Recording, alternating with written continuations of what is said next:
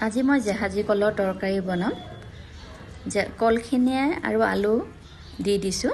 15 মিনিটমান মই সিজিব দিম। তাৰপিছত এখন কেৰাহীত তেল দি অলপ কালজিৰা দি দিম।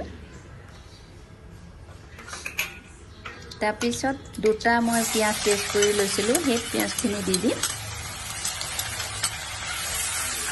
তাৰপিছত মই লৰাই থাকিম।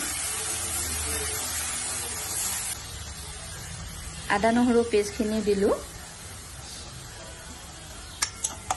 এই জাহাজী কলৰ তৰকাৰীখন খাই ভাল লাগে।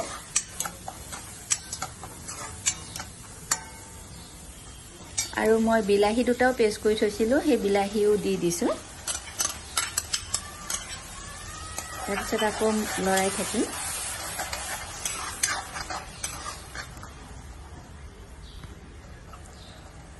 নিমখ দিছোঁ।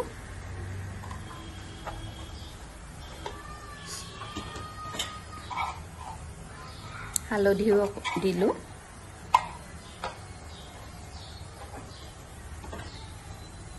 আপোনালোকে বনাই খাব, ভাল পাব। মই এটা জলকীয়াও ফালি দিলোঁ। তাৰপিছত মই মছলা দি দিছোঁ। মই জিৰা, ধনিয়া, গৰম মছলা, কাশ্মীৰী পানীত মিলাই দি দিছোঁ।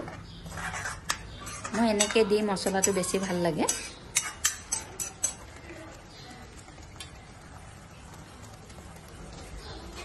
তাৰপিছত অলপ ঢাকন মাৰি দিম। তাৰপিছত আকৌ এবাৰ চাম। তেল ভাজি ভাজি তেলটো ওলাই গৈছে। তাৰপিছত মই কলখিনি আৰু আলু দি দিম। সেইখিনি অলপ ভাজি ল'ম। ভাজি লোৱাৰ পিছত আকৌ ঢাকন মাৰি দিলোঁ। আকৌ সিজিছে নাই মই অলপ চাইছোঁ। তাৰপিছত পানী দিছোঁ। কিন্তু এই তৰকাৰীখনত বেছি পানী নিদিব, গ্ৰেভি হ'লেহে ভাল লাগে খাই।